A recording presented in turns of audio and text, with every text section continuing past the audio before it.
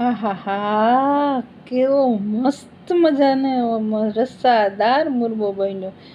જોઈને જ ખાવાનું મન થઈ જાય યાર. કેટલો મસ્ત બન્યો છે.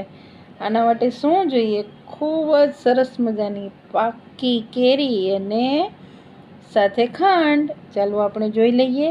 કેરીના મેં ટુકડા કરી લીધા છે અને આપણે એને ફક્ત સાદા પાણીમાં બાફી લઈશું. એટલે કે વરાળમાં પાણીમાં આપણે આ કેરીને બાફવાની છે. કેરીના જે ટુકડા કરી લીધા છે એ ટુકડાને આપણે પાણીમાં ઉમેરી દઈશું. કાંઈ જ આપણે આમાં ઉમેરવાનું નથી. આ કેરીમાં નથી આપણે મીઠું ઉમેરવાનું, નથી હળદર ઉમેરવાની, કારણ કે આપણે આ મુરબો જે બનાવીશું એ વ્રતમાં પણ ખાઈ શકાય અને સરસ મજાનો ખાલી મીઠો મુરબ્બો છે. આમાં મરચું અને મીઠાનો ઉપયોગ થતો નથી, એટલે કે ખાલી ખાંડવાળો આપણો સરસ મજાનો મુરબો તૈયાર થઈ જશે. ચાલો આપણે ફટાફટ એને બાફી લઈએ, જોઈએ કે બફાઈ ગયો કે નહીં. સરસ મજાની આપણી કેરી વરાળમાં બફાઈ ગઈ છે. અને હવે શું કરશું?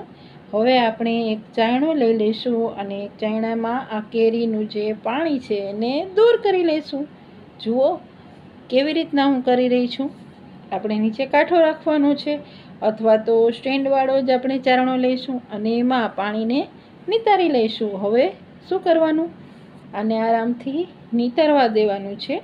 જુઓ આવી રીતના એનું પાણી બહાર નીકળી ગયું. બધી સાઈડથી બહાર નીકળી જાય એટલે પાણીને આપણે દૂર કરી દઈશું અને એને સાવ નિતારી લઈશું. આપણો મુરબ્બાની કેરી છે કેટલી સરસ ચડી ગઈ છે, એટલે કે પાકી ગઈ છે. હવે બસ આને શું કરવાનું? એક જ કરવાનું અને એ છે આપણી ખાંડની ચાસણી બનાવવાની. આ માટે મેં શું કર્યું છે? સવા ગણી ખાંડ લીધી છે. હવે એ ખાંડને પાણી ડૂબે એટલી જ આપણે ઉમેરવાની તપેલામાં. તપેલું મેં થોડું ઊંચું લીધું છે, તમને હું આગળ કરીને પણ બતાવી દઈશ. હવે ખાંડ ડૂબે એટલું આપણે પાણી લેવાનું. એની ચીકાશ પડતી પહેલાં તો ચાસણી કરીશું. તમને વધારે ગમે, ઘટ ગમે એવી રીતના તમે આ ચાસણીને પકાવી શકો. પણ જે કેરી આપણે આમાં બાફીશું એનું પણ આપણે જ્યારે કેરીનો મુરબો તૈયાર થશે એટલે કેરી પણ પોતાનું પાણી છોડશે, એ પણ ધ્યાન રાખવાનું. સાથે આપણે શું ઉમેરીશું? 2 થી 3 એલચી. તમે ચાહો તો સાથે આમાં તજ અને લવિંગ પણ ઉમેરી શકો. કેસરનો ઉપયોગ પણ કરી શકો, પણ મેં કેસરનો ઉપયોગ નથી કર્યો એટલા માટે કે મારી સરસ મજાની કેસરી જ કેરી આ છે અને એનો સરસ મજાનો નેચરલી કેસર કલરનો આવ્યો છે, તો પછી કેસર ઉમેરવું જરૂરી નથી. હવે આપણે આ કેરીને એ જે ચાસણી છે એની સાથે પકાવી લઈશું અને એ પાકે, એના બબલ્સ દૂર થાય અને સરસ મજાની ચીકાશવાળી થાય ત્યાં સુધી આપણે એને પકાવશું. થોડી ધીરજ રાખીશું અને વચ્ચે વચ્ચે ચમચાથી ચલાવતા જઈશું અને સરસ મજાનો આપણો મુરબો પાકવા પણ માંડ્યો અને કેટલી મસ્ત મજાની સુગંધ પણ આવી રહી છે. આ મુરબાને તમે રોટલી, ભાખરી, થેપલા કે પરોઠા કોઈ પણ સાથે ખાઈ શકો. ખૂબ જ સરસ મજાનું ટેસ્ટી લાગે છે અને ચોમાસાની સિઝનમાં જ્યારે કેરી ઘરથી વિદાય લઈ ગઈ હોય ને ત્યારે રોટલી સાથે પણ આ મુરબો ખાવ ને તો ખૂબ જ મજા આવે. જો મારો કેવો સરસ મજાનો મુરબો તૈયાર થઈ ગયો. આને આપણે હવે રેસ્ટ આપીશું અને સાથે બરણી લઈને રેસ્ટ આપ્યા બાદ આપણે એને ભરી લઈશું. આ બરણી કેવી લેવાની? બરણીને બરાબર ધોઈ લેવાની, કાચની બરણી લેવાની, તડકે તપાવી લેવાની, કોરી કરવાની અને ત્યારબાદ આ મુરબ્બાને આપણે બરણીમાં ભરી લઈશું. કેટલો મસ્ત મારો મુરબો દેખાઈ રહ્યો છે. તમને પણ જોઈને ખાવાનું મન થઈ ગયું ને? હું ઝૂમ કરીને એટલા માટે જ બતાવી રહી છું કે મોઢામાં મને અત્યારે બોલું છું ને ત્યારે પણ પાણી આવી રહ્યા છે. આ મુરબાને ખૂબ જ સરસ મજાના થેપલા, પરોઠા, ભાખરી સાથે ખાવાની તો એકદમ મજા આવે છે.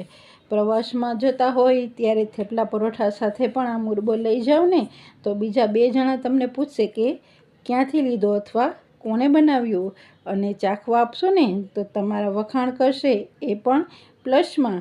અને તમારા ઘર પરિવારના લોકોને અને સ્નેહી મિત્રોને પણ જ્યારે ખવડાવશો ત્યારે ખૂબ જ સરસ આપણો આ મુરબ્બો લાગશે અને એમને પણ ખૂબ જ ભાવશે એવી મારી ગેરંટી છે.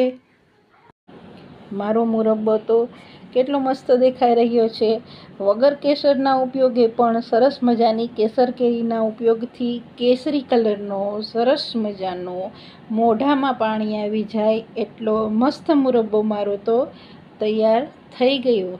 હવે તમને થશે કે આને હું ફ્રીજમાં રાખું? નહીં, કોઈ જરૂર નથી. સાથે આમાં તજ, લવિંગ, એલચીનો ઉપયોગ પણ કરી શકો છો. કેટલો મસ્ત મારો મુરબ્બો દેખાઈ રહ્યો છે. દેખાય છે ને કેટલો સરસ અને રસદાર ચટાકેદાર મુરબ્બો. થેપલા, પરોઠા, પૂરી કાંઈ પણ ખાઓ બધાની સાથે સરસ લાગે.